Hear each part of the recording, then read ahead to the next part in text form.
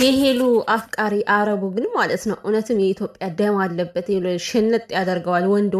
ወንድ እያጫወተው ነበረ ማለት ነው። እና ባለፈው እንደዛ በአረበኛ ሲያንገላታቸው ቆይቶ አሁን ሰርፕራይዝ መሆኑ ነው አማርኛው። ሰላም ሰላም ቤተሰብ እንዴት ናችሁ? ሰላማችሁ ይብዛ። እና ጆሲን ውጣ እናወጣ ከዚህ ጥላ በራ ሃይዋና ወይ ሄሉዬ ጭራሽ ብሎ ከአረብ አፍቃሪ መጣ። እኔ ማለት ነው በጣም ሲያስቀኝ የነበረ እንደ የሰውየው ሁኔታ ሳይሆን ኮሜንታተሮች በሳቅ ነው የምትገሉት። እና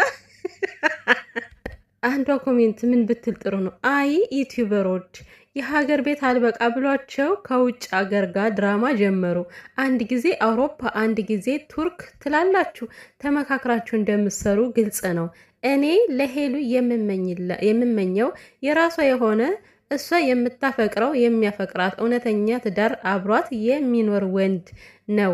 የድራማው ወንድ የሚሄድ የሚመጣ አያስፈልግም ብላለች። እና ማለት ነው እንደሚመስለኝ ግን ይሄ ልጅ እውነት ለመናገር ማለት ነው ባለፈው ንግግሩ እኔ በሳቅ ነው የገደለኝ። በተለይ ደግሞ ኤንዲ ማለት ልጁ በቃ አንተ ዝም በል እኔ እናገራለሁ ሲል አንተ በቃ ሄድ እንዳላይ ጥፋ ብሏል ማለት አንተ ማየት አልፈልግም እያለ ነው ይላል ማለት ነው።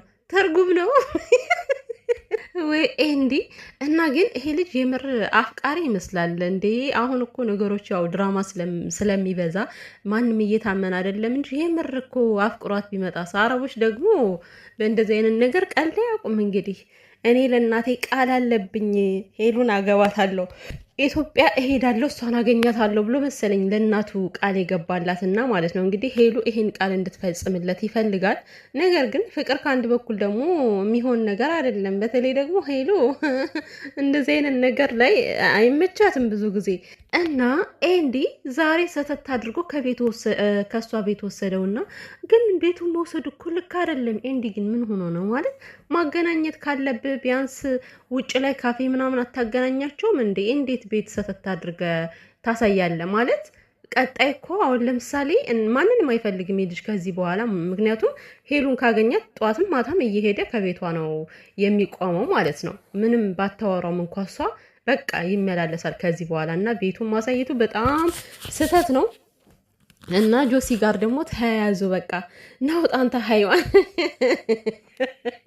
ለዛ እኮ ነው ቤተሰብ የኢትዮጵያ ደም አለበት ያልኳቸው። ያው ኢትዮጵያን እንግዲህ አትንኩ ባይነን አይደለ ማለት ሴቱም ወንዱም ሸነጥ ያደርገናል። እና ማለት ነው ናውጣ ሀይዋና አንተ ነው ሀሳብን የምታስቀይራት ለማለት መሰለኝ። እንግዲህ ጆሲን አልወደደውም ማለት ነው። ኧረ እንዴ ፈረንጃችን ውደደው። ጆሲማ ምርጥ ወንድም ምን የሚሆነው ማለት ነው። የሄሉ ምርጥ ወንድም ስለሆነ ምን ፍቅረኛዋ ምናምን መስሎት ነው ትወዳታለህ ብሎ ቁጭ አለ እኮ። ወይ ጉድ! ወይ ዘንድሮ ሄሉዬ እንግዲህ ፈጣሪ ድራሽ። እኔ እሷ ሁኔታ ራሱ ግራ ገባኝ እኮ ማለት አወዛገቧት እኮ እንዴ። እና ኮሜንታተሮች ግን ይመቻችሁ ማርያምን፣ በተለይ የመጀመሪያው ቀን ማለት ነው ፍቅር በአረብ መግለጽ እንዴት ደስ ይላል። ግን ደግሞ ምን አለ የሚለውን ባውቅ በጣም ደስ ይለኝ ነበር ብላ የኮመቶቹ ልጅ እኔ በሳቅ ነው የገደለችኝና ማለት ነው። ወይ ዘንድሮ ይሄ ነገር መጨረሻው ምን ይሆን? እኔ መጨረሻው ናፈቀኝ። ሄሉዬ ሽትል የሆነ ወይስ ደግሞ ምንትል ይሆን? ግራ የሚያጋባ እኮ ነው።